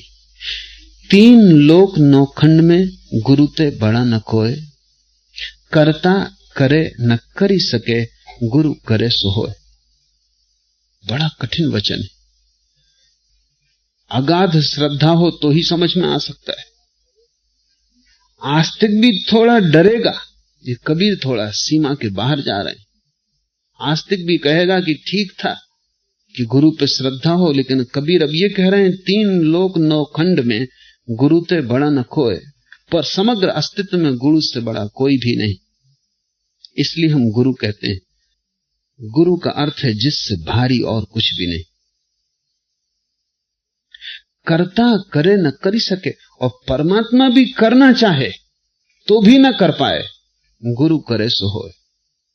और गुरु जो करना चाहे वो हो जाए। क्या मतलब? परमात्मा के ऊपर गुरु को रखने में, परमात्मा के साथ रखने तक भी हम जा सकते कि चलो ठीक, हमें पता नहीं श्रद्धा का होगा कि गुरु भी परमात्मा है, लेकिन परमात्मा के ऊपर कबीर अतिशयोक्ति करते मालूम पड़ते नहीं। कबीर ये कह रहे हैं कि साधन साध्य से बड़ा है, क्योंकि साधन के बिना तुम साध्य तक कभी ना पहुंच सकोगे। मार्ग मंजिल से बड़ा है, क्योंकि मार्ग के बिना तुम मंजिल तक कभी ना पहुंच सकोगे। और जब मार्ग के बिना मंजिल मिल ही नहीं सकती, तो कौन बड़ा है? जब मार्ग बिल्कुल अपरिहार्य है, उसके बिना इंच भर गति नहीं, तो मंजिल सिर्फ मार्ग का आखिरी छोर हुआ। जब सीढ़ी के बिना तुम चढ़ ही ना सकोगे छप्पर पर, तो सीढ़ी छप्पर से बड़ी हो गई। करता करे न कर सके, गुरु करे सो होए। और परमात्मा भी जो करना चाहे तो न कर पाए, वो भी गुरु करना चाहे तो कर सकता है। क्यों? उसके कई कारण समझने की कोशिश करें। मनुष्य की पहली अवस्था अंधकार, अज्ञान, भटका हुआ। परमात्मा की अवस्था परम ज्ञान, पहुंचा हुआ। गुरु दोनों के बीच आधा मनुष्य, आधा परमात्मा। परमात्मा और मनुष्य के बीच सेतु। परमात्मा समझ भी नहीं सकता तुम्हारी तकलीफ। तुम कितना ही रो गाओ, कितना ही चिल्लाओ, परमात्मा के कान तुम्हारी आवाज न सुन सकेंगे, क्योंकि वे कान ही उसके पास नहीं। वो परम अवस्था है, वहां दुख की कोई बात पहुंच नहीं सकती। वो परम शून्यता है। वहां तुम चिल्लाते रहोगे, आकाश में गूंजेगी बात और खो जाएगी, वहां से कोई उत्तर ना आएगा। वो आखिरी अवस्था है। उससे तुम्हारा कोई संबंध नहीं जुड़ सकता। लेकिन गुरु मध्य में, वो आधा तुम जैसा है, आधा परमात्मा जैसा है। वहां दोनों मिलते हैं। वो जैसे संपर्क की जगह, जहां दो सीमाएं मिलती, जहां तुम्हारा अंत होता है और जहां परमात्मा शुरू होता है, उस सीमा पर थोड़ी बात हो सकती है। तुम गुरु से कुछ कह सकते हो, वो समझेगा, क्योंकि वो भी वहीं से गुजरा है जहां से तुम गुजरे हो। उन्हीं कष्टों में, उन्हीं चिंताओं और दुखों में वो भी जिया है जिनमें तुम अब जी रहे हो। जो तुम्हारा वर्तमान है वो उसका अतीत था, जो तुम्हारा भविष्य है वो भी उसका वर्तमान है। वो वहां खड़ा है जहां से परमात्मा और तुम जुड़े हो, ठीक मध्य में। तुम कुछ कहोगे, अगर गुरु ने सुन लिया तो गुरु के द्वारा परमात्मा ने सुन लिया। तुम कुछ निवेदन करोगे, तुम्हारी भाषा उसकी समझ में आएगी, क्योंकि तुम्हारी भाषा वो बोलता रहा है। परमात्मा को तुम्हारी भाषा बिल्कुल समझ में नहीं आ सकती। कौन सी भाषा समझेगा परमात्मा? कैसे समझेगा? दूसरे महायुद्ध में ऐसा हुआ कि एक जर्मन सैनिक और एक अंग्रेज सैनिक की बात हो रही थी। दोनों का मिलना हो गया युद्ध के क्षेत्र में। अंग्रेज सैनिक ने कहा कि हमारी जीत सुनिश्चित है, तुम व्यर्थ कोशिश कर रहे हो। उस जर्मन ने पूछा कि सुनिश्चित होने का कारण? तो अंग्रेज ने कहा, हम रोज प्रार्थना करते हैं, परमात्मा हमारे साथ है। उस जर्मन ने कहा, प्रार्थना तो हम भी करते हैं और परमात्मा हमारे साथ। अंग्रेज हंसने लगा। उसने कहा, तुम पागल, कभी तुमने सुना कि परमात्मा जर्मन भाषा समझता है? परमात्मा अंग्रेजी भाषा समझता। इसमें तुम्हें हंसी आती, लेकिन सभी कौमों का यही दावा है। हिंदुस्तान के पंडितों से पूछो, वो कहते हैं संस्कृत देव भाषा है। उसका मतलब क्या होता है? उसका मतलब परमात्मा इसको समझता है। हिंदी बोल रहे हो, बेकार। संस्कृत, और वो भी बिल्कुल शुद्ध, क्योंकि परमात्मा व्याकरण का बड़ा आग्रही। इसलिए तो काशी के पंडित कबीर की फिक्र नहीं किए, अंट-संट भाषा बोल रहे हैं। काशी के पंडितों ने कबीर की भाषा को नाम ही दे दिया सधुक्कड़ी। आदमी की नहीं, साधुओं की, जिनका कोई ठिकाना नहीं, कुछ भी बोल रहे हैं। कबीर फारसी के शब्द भी उपयोग कर लेते हैं, संस्कृत भी कर लेते हैं, पाली के भी उपयोग कर लेते हैं, सबका घोलमेल कर देते हैं। परमात्मा भी दिक्कत में पड़ता होगा, 10-15 व्याख्याकार रखने पड़ते होंगे। कबीर क्या बक रहा है, इसका मतलब निकालो। परमात्मा तुम्हारी भाषा कोई भी हो न समझ पाएगा, चाहे संस्कृत चाहे अंग्रेजी, कुछ भी हो। आदमी की भाषा परमात्मा कैसे समझ सकता है? आदमी की भाषा आदमी समझ सकता है, लेकिन आदमी ही अगर समझे तो सहायता क्या करेगा? गुरु ऐसा आदमी है जो तुम्हारी भाषा भी समझ सकता है, और एक तरफ से जिसका जीवन और प्राण परमात्मा में लीन हो गया है। एक हाथ तुम्हारे हाथ में और एक हाथ परमात्मा के हाथ। इसलिए तुम जो कहोगे वो समझेगा, तुम जो कहोगे वो करेगा। वो चाहेगा कि तुम्हारी मांग उचित है तो कुछ हो सकता है, क्योंकि दूसरा हाथ उसका परमात्मा का हाथ है। वो दोनों है। इसलिए कबीर कहते हो, ठीक कहते हैं, मैं भी सहमत हूं, अतिशयोक्ति नहीं है, ये बात बिल्कुल ही सही है। करता करे न करी सके, गुरु करे सो होए। गुरु समान दाता नहीं, जाचक शिष्य समान। 3 लोक की संपदा, सो गुरु दीना दान। गुरु के जैसा देने वाला नहीं है। गुरु का अर्थ ही है जो दिए चला जाए, पर वो जो दे रहा है बड़ा सूक्ष्म। अगर तुम क्षुद्र को मांगने गए हो तो वहां से खाली हाथ लौटोगे, अगर तुम विराट को मांगने गए हो तो मिलेगा।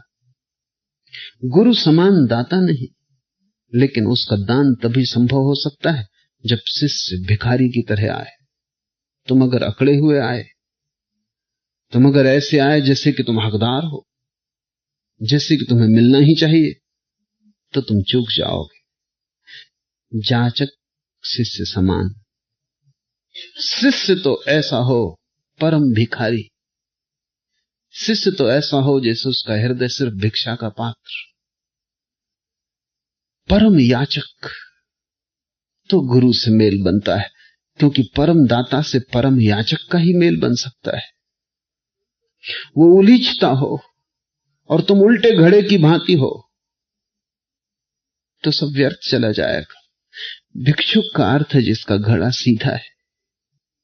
ऐसा हुआ, चीन में एक बहुत बड़ा ज्ञानी हुआ ली तजू, लाओसे के परंपरा शिष्यों में एक शिष्य उसके पास आया,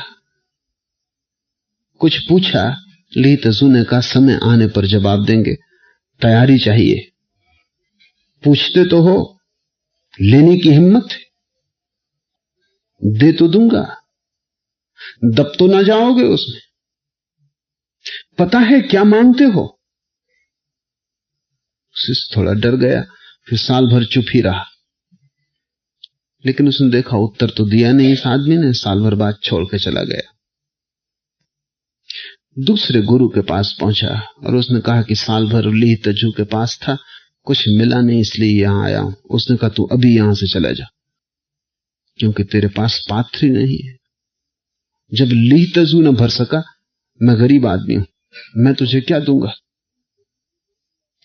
ली तजू के पास से खाली हाथ लौट आया। पागल, तो मेरे पास तो कुछ भी नहीं है, तू जा, तू भाग, नहीं तो तू लोगों से कहेगा कि मेरे पास भी साल भर रहा और बेकार लौट आया। ऐसी बात सुन के वो फिर ली तजू के पास वापस लौटा। उसने कहा कि बड़ी हैरानी की बात है, अब मैं क्या करूं?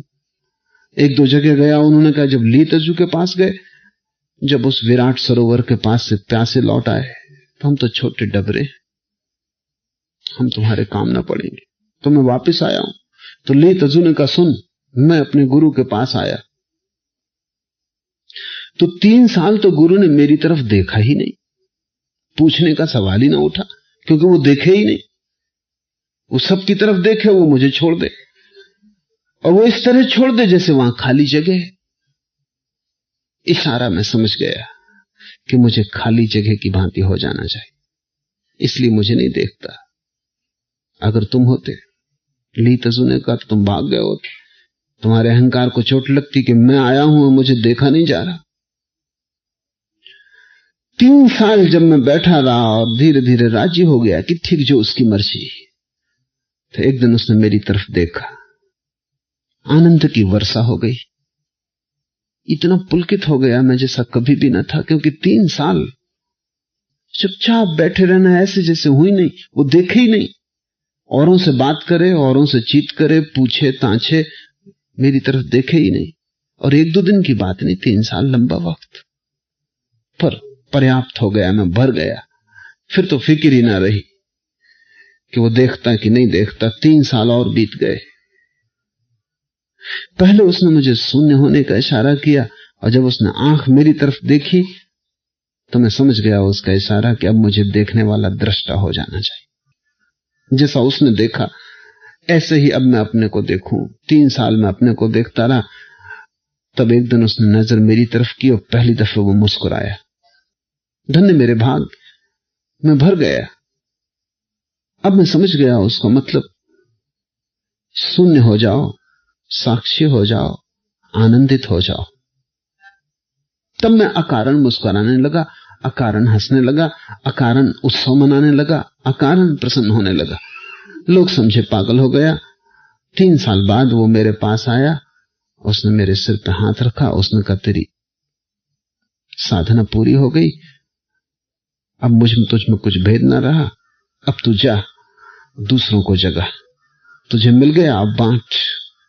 और एक तू है, ली तजू ने कहा, कि साल भर यहां बैठा तो जरूर रहा, लेकिन क्षण भर को भी शांत ना हुआ, और तेरे मन में वही प्रश्न गूंजता रहा कि कब उत्तर मिलेगा। जैसे उत्तर ज्यादा महत्वपूर्ण था और गुरु कम महत्वपूर्ण था। तुम्हारे प्रश्न तुम्हें बहुत महत्वपूर्ण मालूम पड़ते हैं अहंकार के कारण। उत्तर चाहिए, वो भी अहंकार की मांग है। लेकिन जिससे तुम उत्तर पाना चाह रहे हो, जब तक तुम उसे न देखोगे तब तक कोई उत्तर नहीं मिल सकता। सत्संग का यही अर्थ है। गुरु के पास चुप होकर बैठ जाना, उसकी जब मर्जी होगी, जब तुम तैयार होगे वो भर देगा। उसके हाथों में अपने को छोड़ देना। गुरु समान दाता नहीं, जाचक शिष्य समान, तीन लोक की संपदा सो गुरु दीना दान। गुरु कुम्हार शिष्य कुंभ है, गढ़गढ़ काढ़े खोट, अंतर हाथ सहार दे, बाहर बाहर चोट। बड़ा प्यारा वचन है। कुम्हार को देखा कभी? घड़े को गढ़ता है। गुरु कुम्हार शिष्य कुंभ है, और शिष्य को तैयार कर रहा है। वो एक कुंभ की भांति, एक गढ़े की भांति वो कुम्हार है। और क्यों तुम्हें गढ़े की तरह बना रहा है? ताकि तुम भरे जा सको। गढ़ा तो खालीपन है, गढ़े की दीवाल गढ़ा नहीं है। गढ़ा तो खालीपन है, वो जो शून्य भीतर है वही घड़ा है। वो तुम्हारे चारों तरफ एक पतली मिट्टी की दीवार उठा रहा है और भीतर एक शून्य निर्मित कर रहा है। गुरु कुम्हार शिष्य कुंभ है, गढ़गढ़ काढ़े खोट। और वो जो जो कमी है और जहां जहां जरूरत है, जो जो हटाना है, जो जो गढ़ना है, उस श्रम में लगा है। अंतर हाथ सहार दे, कुम्हार को देखने जैसा है, क्योंकि वो भीतर से तो सहारा देता है गढ़े को, भीतर से तो मिट्टी को सहारा देता है और बाहर से चोट करता है।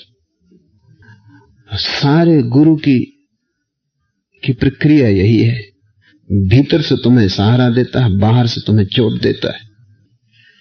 और अगर तुमने बाहर की ही चोट देखी तो तुम भाग खड़े होगे।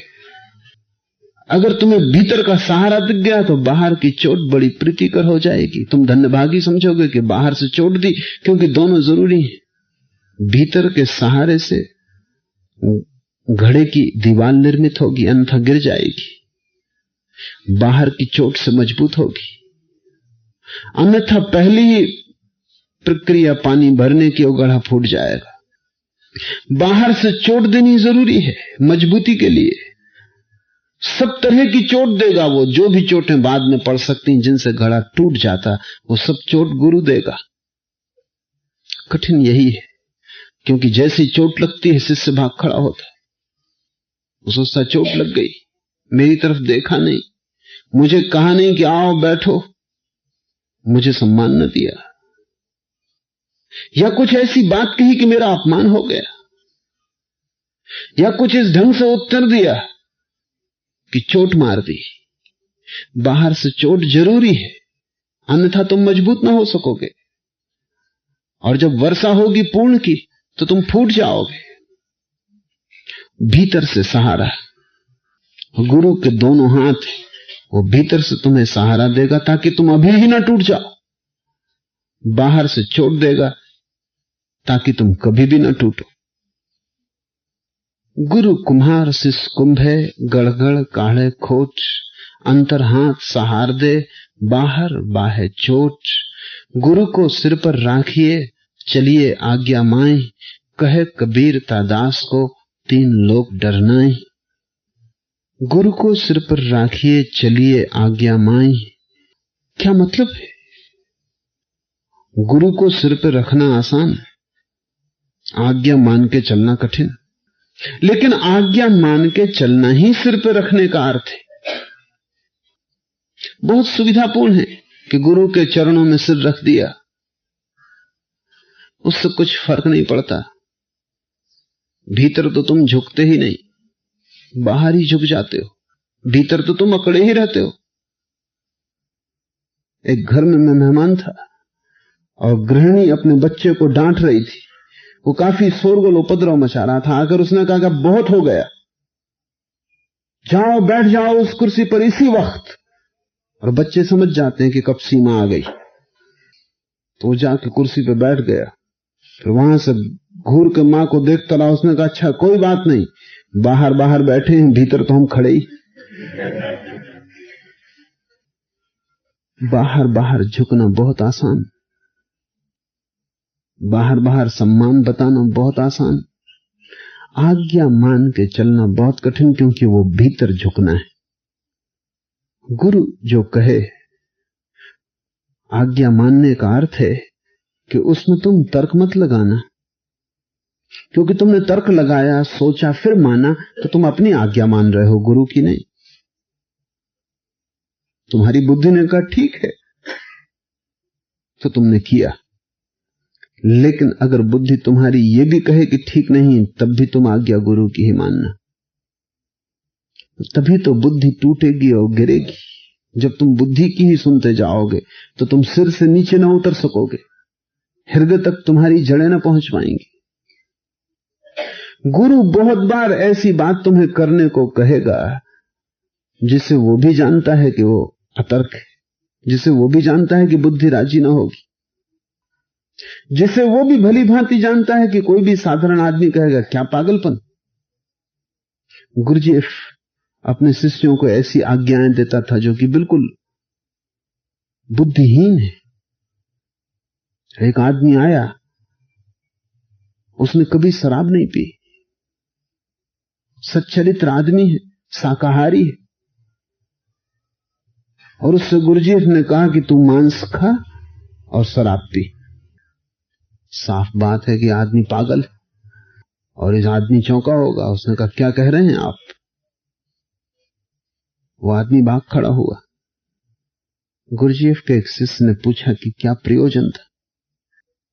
गुरुजीएफ ने कहा कि प्रयोजन सीधा और साफ है। यह आदमी मांसाहार के विरोध में, यह आदमी शराब के विरोध में, और मांसाहार न करने और शराब न पीने के कारण इसने एक भयंकर अहंकार को जन्म दे दिया है। मैं पवित्र, मैं नैतिक, मैं धार्मिक, मैं शाकाहारी, ये अकड़ तोड़नी पड़ेगी। शाकाहारी आदमी है तो गुरुजीएफ कहता है ये मांस खा लो। सारी बुद्धि कहेगी कि भ्रष्ट करने की उपाय, ये कोई गुरु। लेकिन कुछ रुक जाते थे, और गुरु ने कहा तो मांसाहार कर लेते थे। कुछ जब गुरु ने कहा तो ठीक, फिर दोबारा नहीं कहता था उनसे वो कभी। कभी तो ऐसा भी हुआ कि जैसे ही शिष्य मांस को उठाने गया, उसने रोक दिया कि बस हो गया, बात हो गई, कोई मांसाहार का प्रयोजन नहीं। महिलाएं आती गुरुजीएफ के पास तो वो कहता कि पहले सब जेवरात उतार कर मुझे दे दो। एक महिला आई, एक बहुत बड़ी संगीतज्ञ महिला, बहुत धन था, बड़े बहुमूल्य जेवरात थे, और जब गुरु के पास जाए तो सब जेवर पहन के गई थी, जैसा कि लोग मंदिरों में जाते, वहां इतने लोग देखने वाले होंगे, उसको पता भी नहीं था। और गुरुजीएफ ने कहा बात पीछे, ये रुमाल रखा है, इसमें तब सब तेरे जेवर रखते। उस स्त्री ने अपने सब जेवर उतार कर रख दिए। गुरुजीएफ ने रुमाल बांध के अपने कोट में डाल लिया। बातचीत हुई, स्त्री चली गई। रात गुरुजीएफ ने रुमाल वापस पहुंचा दिया। स्त्री चकित हुई, क्योंकि गहने उतने ही नहीं थे, ज्यादा थे। गुरुजीएफ ने कुछ और गहने उसमें डाल दिए थे। 15 दिन बाद एक दूसरी महिला आश्रम में आई। उसने कहा कि मैंने सुना है कि गुरुजीएफ अक्सर गहने मांग लेता है, तुमसे भी मांगे थे? उसने कहा मुझसे भी मांगे थे, लेकिन रात वापस पहुंचा दी। उसने कहा तब कोई भय नहीं। वो गई, गुरुजीएफ ने जैसे गहने मांगे सब उसने उतार कर रख दिए। और चूंकि उसे यह भी पता चल गया था कि ज्यादा भी गुरुजीएफ ने भेजे तो जितने उसके पास थे सब ले आई थी। गुरुजीएफ हड़प गया, कभी ना भेजे वापस।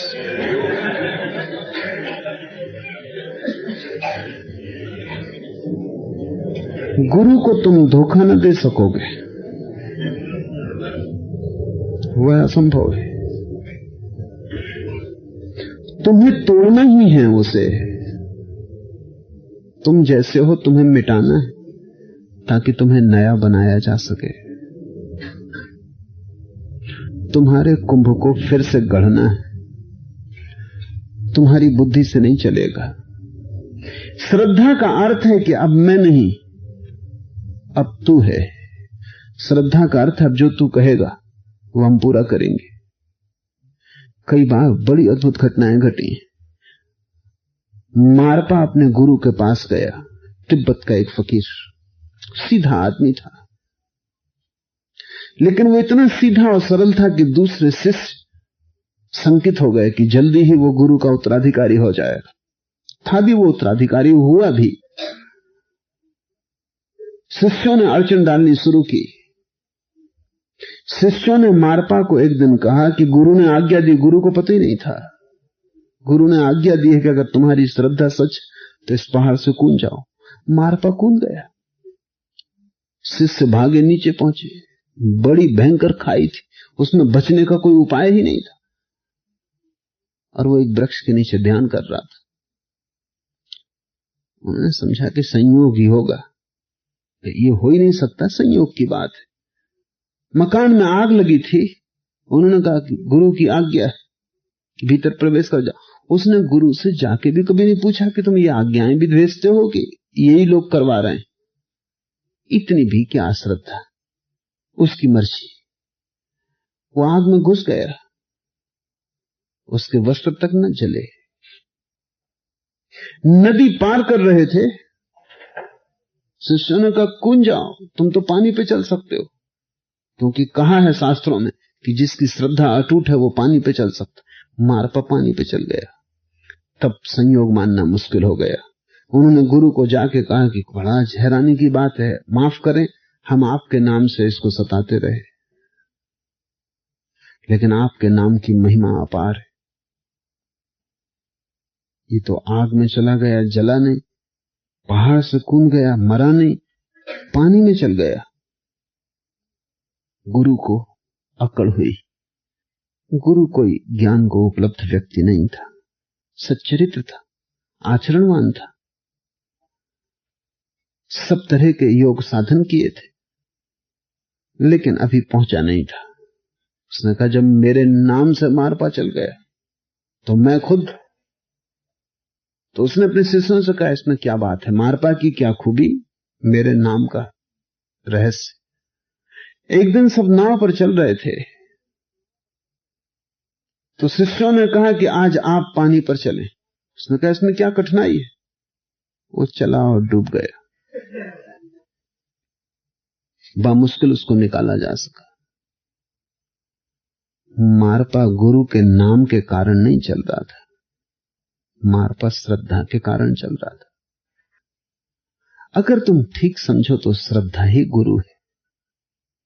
गुरु तो बहाना है, खूंटी है। उस बहाने तुम्हारे भीतर श्रद्धा जग जाए तो कभी कभी ऐसा भी अनहोना हुआ है कि गुरु तो गुरु था ही नहीं और शिष्य पहुंच गए, और ऐसा तो रोज होता है कि गुरु गुरु था और शिष्य नहीं पहुंचे। श्रद्धा ही सूत्र है। आज्ञा का अर्थ है वो जो कहे, तुम्हारी बुद्धि को संगत लगे असंगत लगे, तुम अपना हिसाब मत लगाना। तुम बुद्धि को कहना तू किनारे, गुरु की सुनूंगा। और जैसे ही गुरु को सुनने की क्षमता बढ़ेगी, वैसे गुरु के सामने झुकने की क्षमता बढ़ेगी। गुरु सिर पर हो जाएगा। जिस दिन तुम्हारी बुद्धि सिर से उतर जाएगी, गुरु तुम्हारी बुद्धि हो जाएगा, वो तुम्हारा विवेक बन जाएगा। वही अर्थ है गुरु को सिर पर राखिए। चलिए आज्ञा माई, कहे कबीर तादास को तीन लोग डरनाए। गुरु गोविंद दोई खड़े, काको लागू पांव। बलिहारी गुरु आपने, जिन गोविंद दियो बताए। इस सूत्र के दो अर्थ हो सकते हैं, दोनों प्रीतिकर। गुरु गोविंद दोई खड़े, काकू लागू पांव। फिर ऐसी घड़ी आई, कबीर अपना अनुभव कहते हैं कि गुरु गोविंद दोनों सामने खड़े थे। ऐसी घड़ी आएगी ही एक दिन। गुरु तो द्वार है, आज नहीं कल गोविंद प्रकट होगा। गुरु तो मार्ग है, आज नहीं कल मंजिल आएगी। और पहली घड़ी में तो ऐसा होगा कि गुरु भी मौजूद होगा और गोविंद भी मौजूद होंगे। तब ऐसी घड़ी में किसके पैर छूं? तो कबीर कहते हैं बड़ी दुविधा में खड़ा हो गया। गुरु गोविंद दोई खड़े, काको लागू पांव। पहले किसके पैर छूं? दूसरे वचन के दो अर्थ हो सकते हैं। पहला अर्थ, बलिहारी गुरु आपने जिन गोविंद दियो बताओ। कबीर कहते हैं कि बलिहारी गुरु तुम्हारी, कि जब मैं दुविधा में था तुमने तत्क्षण इशारा कर दिया कि गोविंद के पैर छुओ। बलिहारी गुरु आपने जिन गोविंद दियो बताए। जैसी मैं दुविधा में था, आपने इशारा कर दिया कि गोविंद के पैर छू, क्योंकि मैं तो यहां तक था। मैं तो राह पर लगे हुए पत्थर के, मील के पत्थर की तरह था जिसका इशारा था। आ गया, मंजिल आ गई, अब मेरा कोई काम नहीं, अब तुम गुरु को छोड़ो, गोविंद के पैर छू लो। एक तो ये अर्थ है, साधारणतः यही अर्थ किया जाता है। दूसरा अर्थ और भी कीमती है, और मेरी प्रतीति दूसरे अर्थ के साथ है, क्योंकि पहले जो वचन है वो दूसरे अर्थात सही होंगे। दूसरा अर्थ है, गुरु गोविंद दोई खड़े काके लागू पांव, बलिहारी गुरु आपने जिन गोविंद दियो बताया। दुविधा में हूं, किसके पैर लगूं? गुरु गोविंद दोई खड़े हैं। फिर मैंने गोविंद को छोड़ा, गुरु के ही पैर छुए, क्योंकि उसकी ही बलिहारी, उसी ने गोविंद को बताया है। यही अर्थ ठीक होगा, क्योंकि पूरे आगे के सूत्र जो कह रहे हैं वो कह रहे हैं, तीन लोक नौखंड में गुरु ते बड़ा न कोय, करता करे न करी सके, गुरु करे सो होए। परमात्मा से ऊपर कबीर जब गुरु को रख रहे हैं तो दूसरा ही अर्थ संग, और होना भी वही चाहिए, क्योंकि उस आखिरी पड़ाव पर जहां से गुरु से विदा होंगे, जहां से गोविंद की यात्रा शुरू होगी, यही उचित है कि गुरु के ही पैर छुए जाएं। उस आखिरी पड़ाव पर वो विदाई का क्षण है, उसके बाद गुरु नहीं होगा, गोविंद ही होंगे। उस दिन बीच का सेतु हट जाएगा, उस दिन बीच में जो अब तक हाथ पकड़ के लाया था वो विदा हो जाएगा। उस विदाई के क्षण में यही उचित है कि कबीर ने कहा हो कि मैंने फिर गुरु के ही पैर छुए, क्योंकि बलिहारी उसी की, उसके बिना यहां तक ना आ सकता, उसके कारण ही यहां तक आया हूं। और यही बात से भी सघन होती है, हरि रूठे गुरु ठौर है, गुरु लौटे रूठे नहीं ठौर। हरि रूठ जाए तो उपाय, क्योंकि हम गुरु के पास जा सकते। हरि रूठे गुरु ठौर है, गुरु रूठे नहीं ठौर। और गुरु रूठ जाए तो कोई उपाय नहीं, क्योंकि गुरु के बिना हरि के पास तो जा नहीं सकते। हरि के बिना गुरु के पास जा सकते हैं, गुरु के बिना हरि के पास नहीं जा सकते। हरि रूठे गुरु ठौर है, गुरु रूठे नहीं ठौर। की समग्र साधना गुरु की छाया बन जाने की, वो समग्र समर्पण है, वो अपने आपे को बिल्कुल खो देना है। तभी तो गुरु तुम्हें तैयार कर पाएगा उस परम घटना के लिए जहां तुम्हारा आपा परमात्मा में खोएगा। गुरु तैयार कैसे करेगा? अगर ठीक से समझो तो गुरु उस परम घटना का प्राथमिक तैयारी, उस परम अनुभव की जहां आत्मा परमात्मा में खोती। गुरु में खो के तुम तैयारी करते हो,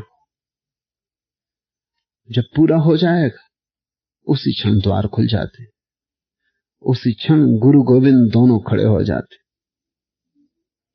वहां से गुरु विदा होगा और गोविंद की यात्रा शुरू होगी।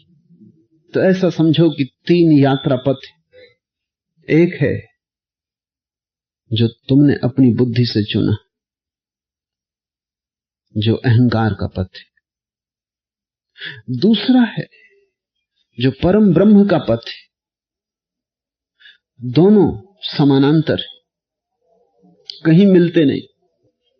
तीसरी एक बीच की गली है जो इन समानांतर पथों को जोड़ती है, वो गुरु है। वो तुम्हारे अहंकार को विसर्जित करता है, अहंकार से दूर ले जाता है, निरअहंकार ब्रह्म के पास पहुंचाता है। जितने तुम पिघलते हो उतना ही परमात्मा सघन होता है, जितने तुम मिटते हो उतना ही वो प्रकट होता है। लोग पूछते हैं परमात्मा कहां है? उन्हें पूछना चाहिए कि मैं इतना ठोस क्यों हूं? परमात्मा को जगह कहां है आने की? तुम्हारा घर बुरी तरह भरा है, तुमसे ही भरा है। गुरु खाली करेगा, और इसके पहले कि परमात्मा उतर सके, परमात्मा तो बहुत अज्ञात है, उससे तुम डर जाओगे। आज अगर वो आ भी जाए तुम्हारे द्वार पर तो तुम द्वार ही ना खोलोगे। तुम ऐसे भागोगे वहां से अपना घर छोड़ के कि दोबारा घर लौट के ना आओगे, क्योंकि परमात्मा तो विराट है। वो विराट खाई तो तुम्हें बहुत घबरा देगी, तुम चक्कर खा जाओगे। गुरु तुम्हें धीरे धीरे राजी करेगा।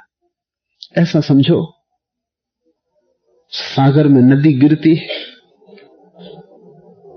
तुम्हें अपनी नदी, अपनी नाव को सागर में ले जाना, तो तुम नदी में अपनी नाव को छोड़ते हो, नदी में नाव को चलाने का अभ्यास करते हो। नदी में अभ्यास हो सकता है, खतरा कम है। सागर में अभ्यास नहीं हो सकता, खतरा बहुत। तैरना सीखना हो तो नदी में सीखना उचित है, जहां किनारे, जहां किनारों पर लोग हैं, तुम्हारी आवाज पहुंच सकती है, जहां कोई बचा सकता है, जहां सुविधा हो सकती है। गुरु नदी की धार है, वो गंगा है, उसमें तुम तैरना सीख लो, फिर धीरे धीरे गंगा तुम्हें सागर में ले जाएगी। फिर सब किनारे छूट जाएंगे, फिर वहां कोई सहारा न होगा, वहां तुम बिल्कुल अकेले हो जाओगे। उस परम एकांत के पहले गुरु का संग साथ जरूरी है। गुरु के पहले तुम भीड़ में हो। भीड़ यानी गुरु यानी दो, द्वैत, ब्रह्म यानी एक, अद्वैत। इसके पहले कि तुम भीड़ से हटो, तुम्हें दो के लिए राजी होना पड़े, तब तुम दो से भी हट सकोगे और एक के लिए राजी हो जाओगे। ठीक कहते हैं कबीर, गुरु गोविंद दोई खड़े, काको लागू पांव, बलिहारी गुरु आपने, जिन गोविंद दियो बताए, हरि रूठे गुरु ठौर है, गुरु रूठे नहीं ठौर। आज इतना है।